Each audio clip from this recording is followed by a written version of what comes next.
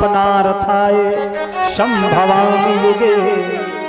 मेरा अवतार संसार में इसलिए होता है धर्म की स्थापना के लिए और सज्जनों की रक्षा के लिए मेरा अवतार होता है। और इसलिए हमें जब दुष्टों को मारना पड़ेगा तो हो सकता है हमारे अंदर क्रोध प्रकट हो जाए, और उस क्रोध को कैसे शांत किया जाए, तो भगवान ने विचार किया कि पृथ्वी में बहुत बड़ा गुण है, क्षमा का गुण है पृथ्वी के अंदर। पृथ्वी से ज्यादा क्षमावान कोई नहीं है, क्योंकि आप पृथ्वी पर चाहे हल चलाओ तब भी पृथ्वी आपसे कुछ नहीं कहती, चाहे आप उस पर भवन बनाओ तब भी पृथ्वी आपसे कुछ नहीं कहती, चाहे उस पर बड़ी बड़ी फैक्ट्रियां बनाकर खड़े कर दो, चाहे कूप बना दो, लेकिन पृथ्वी कभी कुछ कहती है क्या? क्योंकि पृथ्वी मां है, उसमें इतना बड़ा क्षमा का गुण है। तो भगवान ने कहा लाओ जरा इसके गुण को हम भी अपने अंदर धारण करें। तो भगवान ने ब्रज रज को उठाया है और भगवान ने उसे मुख में रख दिया। भगवान ने विचार किया लाओ इस रज का हम भी पान करें। और भगवान ने जैसे ही ब्रज रज को अपने मुख में रखा, सखाओं ने देख लिया। सखाओं ने जाकर ये बात मैया यशोदा को बता दी कि मैया तेरे लाला ने माटी खाई है। मैया यशोदा को लगा मेरा लाला कहीं ऐसा ना हो रोग लग जाए, कोई माटी खाएगा तो उससे कोई रोग हो सकता है। तो मैया दौड़ कर आई भगवान के पास में और भगवान का कान पकड़ लिया, और कान पकड़ के मैया यशोदा कहने लगी लाला तुमने माटी खाई है क्या? भगवान अब सुखदेव जी कहते हैं देखो बिल्कुल हरिश्चंद्र जी बोल रहे हैं, बिल्कुल सत्यवादी है। और भगवान क्या कह रहे हैं? ना हम भक्षित मां अम्ब, हे मैया मैंने मिट्टी नहीं खाई, सर्वे मिथ्या विभाषिणः, ये जो भी कह रहे हैं सब गलत कह रहे हैं, मैंने मिट्टी नहीं खाई। मैया ने कान पकड़ लिया, नहीं खाई, नहीं खाई, मुंह खोल कर दिखाओ। भगवान ने कहा अगर विश्वास नहीं तो मुंह खोले दे रहे। मैया ने कहा मुंह खोल के दिखाओ। और सुखदेव जी कहते जैसे भगवान ने मुंह खोला, भगवान की एक माया है ऐश्वर्य मोहनी, उसको लगा कि देखो यशोदा की इतनी सामर्थ्य, इसने भगवान का कान पकड़ लिया, इसको पता नहीं है कौन है, ये त्रैलोक्यपति है, और इसको अभी बताती हूं कि जिसका इसने कान पकड़ा ये आखिर कौन है। भगवान ने जैसे ही अपना मुख खोला तो क्या देखा? उस मुख के अंदर सारे तीर्थ, सारी नदियां, चंद्रमा, सूर्य, सारे तारागण, सारे दिक्पाल, सब कुछ मैया को भगवान के मुख में ही दिखाई पड़ रहा है। यहां तक सारा ब्रजमंडल, वो गोकुल का परिक्षेत्र और भगवान के मुख के अंदर जो 84 खंबे का महल है नंद का, वो भी दिखाई पड़ रहा, और मैया जो कान पकड़कर भगवान का खड़ी है वो दृश्य भी भगवान के मुख में दिखाई पड़ रहा। अब मैया ने जैसे ही देखा तो मैया को लगा जैसे कोई सपना सा देख रही हो। आंखों को ऐसे ऐसे किया, लाला मैंने तेरे मुख में अभी कुछ देखा है। भगवान को लगा मैया डर गई है, इसने हमारे मुख में ये सब देख लिया है, इसको लगता कुछ भय हो गया है। भगवान ने कहा मैया क्या देखा है? लाला हमने तेरे मुख में बड़े बड़े सूरज देखे, चंद्रमा देखे, इसमें आकाश देखा, हमने नदियां देखी, बड़े बड़े पहाड़ देखे, सूरज देखा, चंदा देखा। मैया तू बूढ़ी है गई। भगवान कह रहे हैं मां तुम बूढ़ी है गई हो, जाई बजे से ऐसी बातें कर रही, अरे मेरे मुख में तो कुछ नहीं है। मैया ने कही नहीं लाला मैंने देखा है। भगवान ने माया को आदेश दिया नहीं, मेरी मां है, इसे अधिकार है, ये कुछ भी कर सकती है, इसको माया नहीं दिखानी है। मैया ने कहा लाला मुंह खोलो, हमें फिर देखना है। भगवान ने कहा ठीक है मैया। भगवान ने पुनः अपना मुख खोल दिया। इस बार जब मुख खोला तो भगवान के मुख में मैया को कुछ नहीं दिखाई पड़ा। मैया ने कहा लाला हमें ऐसा लग रहा हमें को कुछ चक्कर से आएगा, अब तो कुछ नहीं है।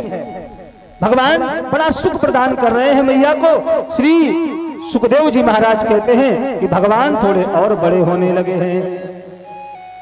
एक दिन की बात, मैया दधि मंथन कर रही है और भक्ति 3 प्रकार की होती है, मनसा वाचा कर्मणा।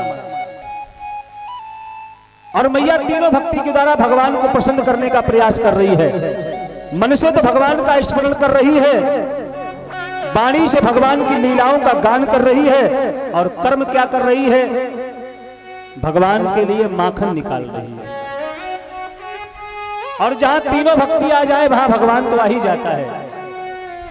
भगवान तुरंत मैया के पास पहुंच गए और मैया माखन निकाल रही है, बिलो रही है माखन। भगवान जाकर मैया की गोद में बैठ गए और मैया से बातें करने लगे।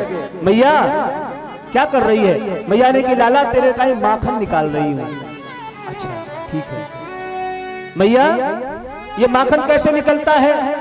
तो मैया बता रही है, लाला पहले दूध को गर्म किया जाता है, फिर उसे जमाया जाता है, फिर उसको बिलोया जाता है, तब उससे माखन निकलता है। भगवान कहते ठीक मैया। लेकिन मैया ये जो सामने दिखाई पड़ रहा है ये क्या है? शाम का समय है, सामने चंद्रमा दिखाई पड़ रहा है। मैया ये क्या है? मैया ने कि लाला ये चंदा है, चंदा। अच्छा ठीक है। मैया ये चंदा कहां से आयो? मैया ने कि लाला एक बहुत बड़ा समुद्र है, दूध का सागर है, जिसका नाम क्षीर सागर है, और उसी सागर का जिस समय मंथन किया गया तो उस सागर से ये माखन का लोंदा प्रकट हुआ, यही चंद्रमा है। भगवान बोले मैया अब हमें ये माखन नहीं, ये वाला माखन चाहिए, हमें तो चंदा चाहिए। मैया समझा रही है और भगवान जिद कर रहे हैं कि हमें तो यही वाला माखन चाहिए। मैया ने बड़ा समझाया, लाला तुम्हारो ब्याह कराए दी ब्याह। और जैसे विवाह की बात करी सोई भगवान प्रसन्न हो गए। हाँ मैया हमारा विवाह करा दो। मैया ने कहा ठीक तुम्हारा विवाह करा देंगे। भगवान कह रहे बहू कितनी बड़ी लाओगी मैया? मैया ने कहा बताओ लाला कितनी बड़ी लाएं? मैया इतनी बड़ी बहू ले आओ जिसको हम अपनी जेब में रख के गैया चरावे जाएं तो साथ ही में लेके जाएं। मैया ने कहा ठीक है, ऐसे ही ब्याह कराएंगे। भगवान मैया के साथ बड़ी मीठी मीठी बातें कर रहे हैं और मैया को सुख प्रदान कर रहे हैं। राधिका गोरी से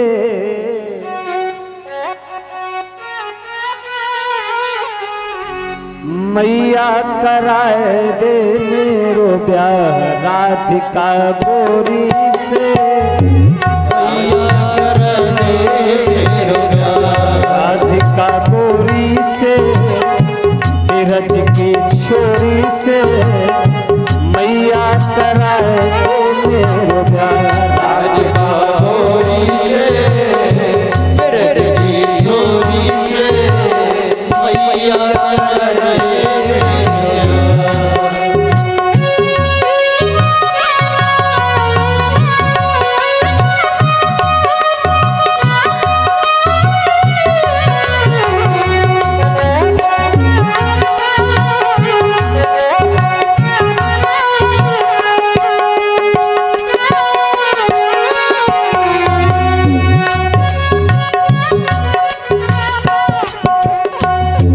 राधिका गोरी से बिरज की छोरी से मैया कराए दे मेरो ब्याह, राधिका गोरी से बिरज की छोरी से मैया कराए दे मेरो ब्याह।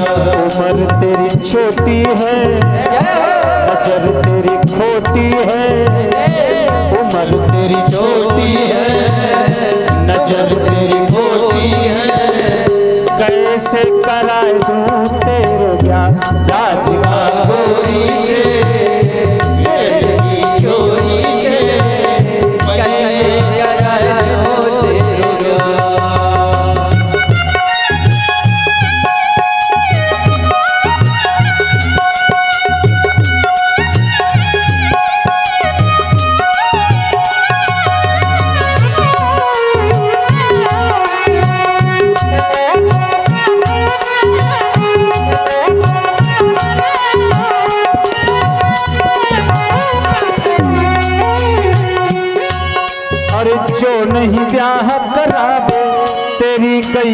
नहीं चरावे, जो नैया करावे तेरी गैया नहीं चरावे, जो नहीं ब्याह करावे तेरी गैया नहीं चरावे, जो नैया करावे तेरी गैया नहीं चरावे। आज के बाद मेरी मैया तेरी देरी पर ना, आज के बाद मेरी मैया तेरी देरी पर ना, आएगा ये मजा इस जीत हार का, राधिका गोरी से बिरज की छोरी से मैया करा दे मेरे प्यार।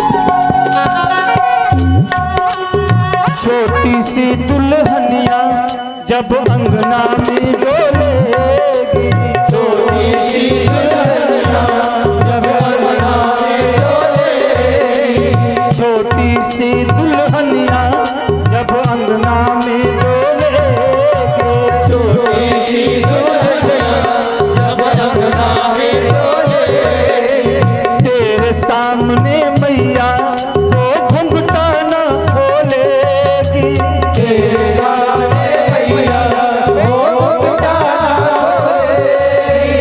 ताऊ से जा कहो बैठे वो द्वार पे, राधिका गोरी से बिरज की छोरी से मैया करा दे मेरे प्यार। राधिका गोरी से बिरज की छोरी से मैया करा दे मेरे प्यार। उम्र तेरी छोटी है नजर तेरी खोटी है, उम्र तेरी छोटी है नजर तेरी खोटी है, कैसे कराऊं तेरे प्यार। राधिका गोरी से बिरज की छोरी से कैसे करा दो तेरे प्यार।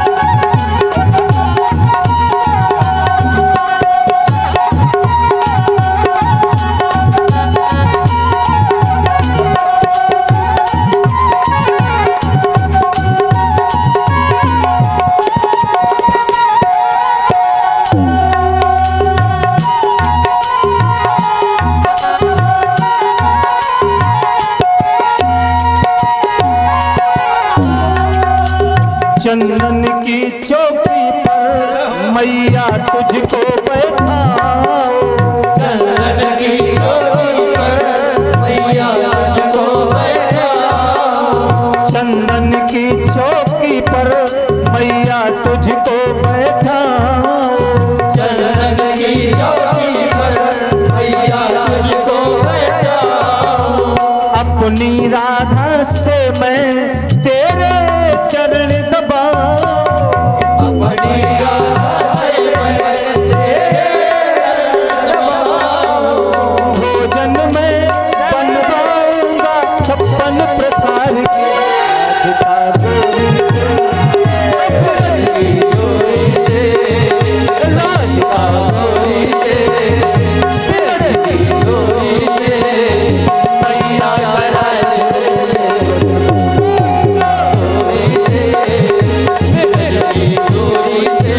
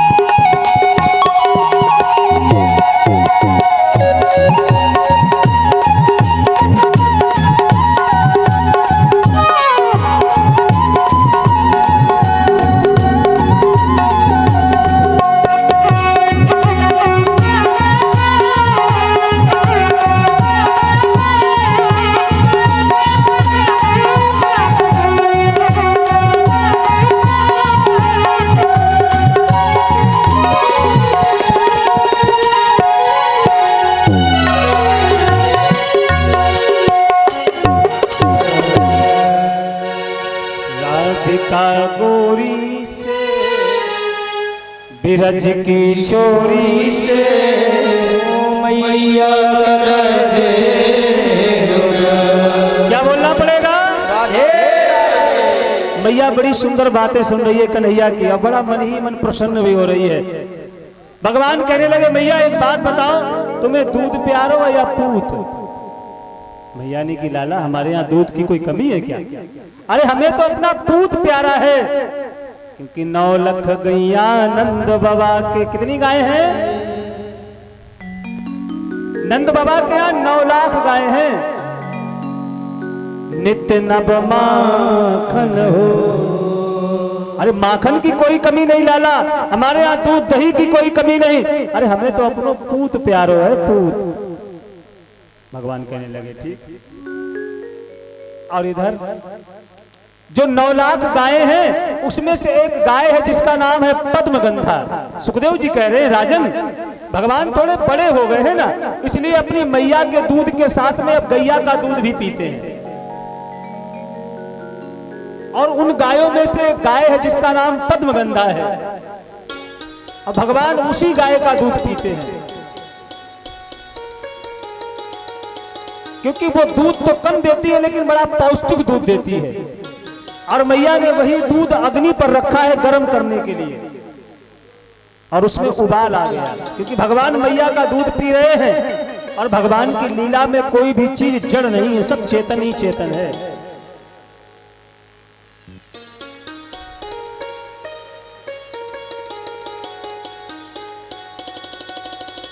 सखी ने आकर कहा मैया तुम कन्हैया की बातों में इधर इतनी मस्त हो, और उधर जो तुमने दूध अग्नि पर रखा है उसमें उबाल आ गया है। और देखो माताओं को दूध की बड़ी चिंता रहती है। हाँ दूध कहीं बैठ न जाए, कोई खराब ना हो जाए, इसकी चिंता बहुत रहती है। कहीं बिगड़ न जाए। रात में अगर कहीं, आजकल तो लाइट का समय है ना, तो फ्रिज में रख देती है। लाइट नहीं आई तो तुरंत निकाल के कहीं ऊपर कहीं नीचे, कहीं फिर ऊपर फिर कहीं नीचे, और रात में नींद ही ना आए। बड़ी व्यवस्था उसकी करती हैं। इन्हें बड़ा प्रेम होता है उससे। और जैसे वो सखी ने आकर बताया कि उस दूध में उबाल आ गया, तो मैया को लगा वो दूध कहीं ऐसा ना हो अग्नि में चला जाए। भगवान को तुरंत गोदी से उतार कर कन्हैया को नीचे बैठा दिया, और मैया भाग खड़ी हुई। भगवान ने कहा देखो अभी हमसे क्या कह रही थी कि हमें तो अपनो पूत प्यारो है। और जैसे दूध की बात सुनी तो पूत को तो उतार के नीचे बैठा दियो, और भाग खड़ी हुई। भगवान को थोड़ा क्रोध आ गया, और मैया जिस दही को बिलो रही थी वो अधचला वहीं पर रखा है घड़ा। उस मटकी में जिसमें अधचला दही भरा है, भगवान ने उठाया पत्थर और उठाकर उसी में दे मारा। और जैसे ही पत्थर को मारा घड़ा गया फूट, और जो अधचला दही था वो सारे आंगन में बिखर गया। और भगवान ऊखल पर खड़े होकर उसी बिखरे हुए माखन को उठाकर बंदरों को लुटाने लगे। लोग मैया अंदर गई। अंदर जाकर जिसे मैया ने दूध को देखा, दूध को उतारकर नीचे रखा। अब मैया वापस आई, और वापस आकर जिसमें मैया ने देखा तो क्या देखा? सारे आंगन में वो दही बिखरा पड़ा है, और कन्हैया ऊखल पर खड़े होकर बंदरों को माखन लुटा रहा है। पहले तो मैया को थोड़ी हंसी आई। मैया को लगा देखो कितना इसको क्रोध आता है, मैंने इसे गोद से उतार दिया तो इसको इतना क्रोध आ गया कि इसने मटकी को भी फोड़ डाला। लेकिन फिर विचार करने लगी अगर मैं अभी हंस दूंगी तो ये और बिगड़ जाएगा। तो इसको डांटने के लिए मैया ने हाथ में चांदी की छड़ी ली, और मैया कन्हैया को पकड़ने के लिए दौड़ी। ध्यान देना, सुखदेव जी कह रहे हैं राजन दृश्य कितना सुंदर है। ऐसा दृश्य सागे मैया को देखकर जो जगत का ईश्वर है परमात्मा, वो आगे आगे भाग रहा है मैया से डर के, और पीछे पीछे यशोदा उस ब्रह्म को पकड़ने के लिए हाथ में छड़ी लेकर भाग रही है। और मैया के जो बालों में फूल लगे हैं वो झरझर के मैया के चरणों में गिर रहे हैं। सुखदेव जी कहते बड़ा सुंदर दृश्य है। ना चांतर न बहिर्यस्य ना पूर्वम चापि ना परम। फूल कहना चाहते हैं मैया, जिसका ना कोई आदि है ना जिसका कोई अंत है, और ऐसा ब्रह्म जिसको पकड़ने के लिए ब्रह्मा शंकर नित्य ध्यान लगाकर उसको पकड़ना चाहते हैं, याद में वो नहीं आता। और आज देखो वही प्रेम के वशीभूत होकर मैया यशोदा हाथ में छड़ी लेकर उसके पीछे भाग रही है, और वो क्रोध में, और भगवान डर की वजह से आगे आगे भाग रहा है। इसलिए हे मां तू धन्य है, यशोदा तू धन्य है, तेरी जैसी मां के हम सर पर रहना नहीं चाहते। हम तो तेरे चरणों में ही अगर जगह मिल जाए तो हम अपने आप को धन्य समझेंगे। तो फूल झरझर के मैया के चरणों में गिर रहे हैं।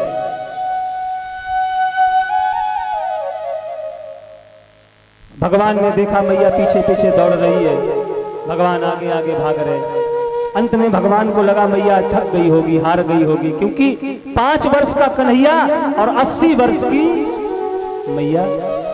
अब 5 वर्ष का बालक जब दौड़े तो कितनी उसमें फुर्ती होती है, अब 80 वर्ष की मैया तो थक गई। भगवान खड़े हो गए, मैया हमें ऐसा लग रहा तू हार गई है। मैया ने कहा हाँ लाला मैं तो हार गई।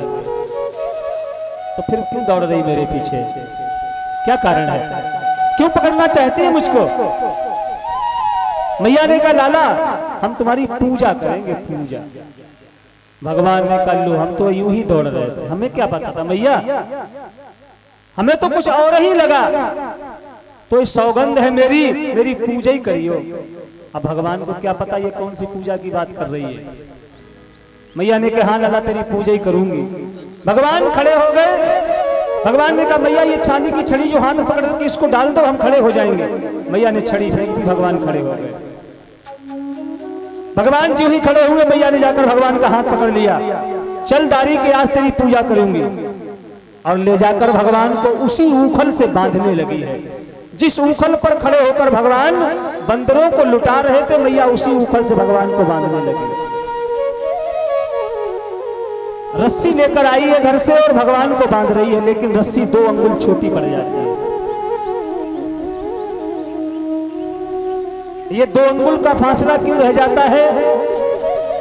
क्योंकि जीव और ब्रह्म में ये 2 अंगुल का ही फासला है। ये माया रूपी जो है, ये माया ही हमें ब्रह्म से मिलने नहीं देती है, यही 2 अंगुल का फासला है। और जब तक माया है तब तक भगवान को बांधा नहीं जा सकता है, क्योंकि भगवान माया से नहीं, भगवान प्रेम से बंधन में आते हैं। मैया ने घर की जितनी भी रस्सियां थी सबको जोड़ लिया भगवान को बांधने के लिए, लेकिन भगवान को बांधने में 2 अंगुल रस्सी छोटी पड़ जाती है। सारी रस्सियों को जोड़ दिया। अंत में भगवान को लगा मैया तो थक गई है, हार गई है। भगवान ने मैया के उस मुखड़े की ओर देखकर भगवान उस प्रेम में, उस बंधन से बंध गए। मैया ने बांधकर मैया अपने काम में लग गई, और इधर भगवान ने उस ऊखल को खींचना प्रारंभ कर दिया, और ऊखल खींचकर भगवान लिए जा रहे हैं। बाबा के यहाँ 2 वृक्ष खड़े हैं, यमला अर्जुन के, और उन्हीं वृक्षों में ले जाकर भगवान ने उस ऊखल को फांस कर जैसे ही जोर से झटका दिया, वो दोनों वृक्ष उखड़ गए, और उनमें से 2 पुरुष प्रकट हो गए। इसमें से एक नलकूबर और दूसरा मणिग्रीव है। ये दोनों कुबेर के पुत्र हैं, जिनको नारद जी ने श्राप दिया था। ये दोनों वृक्ष बन गए थे, और श्राप में कहा था कि जब भगवान का अवतार होगा और तुम नंद के घर में वृक्ष बनकर प्रकट हो गए, और भगवान के द्वारा तुम्हारा उद्धार होगा। दोनों प्रकट हो गए, भगवान से प्रार्थना करने लगे। नलकूबर और मणिग्रीव भगवान से कहते हैं प्रभु, भगवान ने कहा वरदान मांगो। दोनों बोले प्रभु अगर वरदान देना है तो इतना दे दो कि बाणी गुणानु कथने श्रवणो कथाया हस्तौ चकरमशु मनस तव पादयोर्न स्मृत्याम शिरसतौ निवास जगत प्रणामे दृष्टिं सताम दर्शने स्तु भवतनूना। हमें ऐसा वरदान दे दो प्रभु कि बाणी गुणानु कथन हो, ये बाणी सदैव आपके नाम का गुणगान करे। श्रवणौ कथाया, ये जो कान है ये और कुछ ना करे, सिर्फ आपकी कथा सुने। ऐसा वरदान